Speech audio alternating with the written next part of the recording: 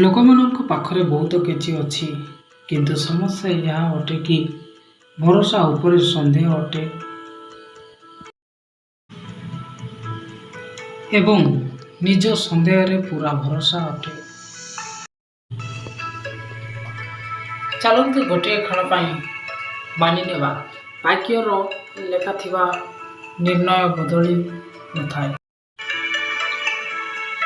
ଆପଣ ଗୋଟିଏ ଥର ନିର୍ଣ୍ଣୟ ନେଇକରି ଦେଖ, କ'ଣ ଯାହା ଆପଣଙ୍କୁ ଭାଗ୍ୟ ହିଁ ବଦଳିଯିବ।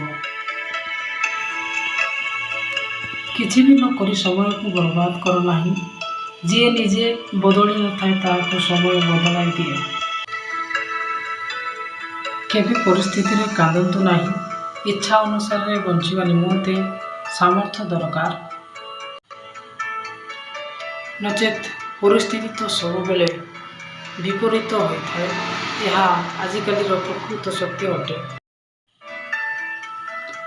ଆଜିର ମଣିଷ ସତ କଥାକୁ ହୃଦୟକୁ ନିଏ ନାହିଁ ଏବଂ ମିଛ କଥାକୁ ମୁଣ୍ଡକୁ ନେଇଯାଏ।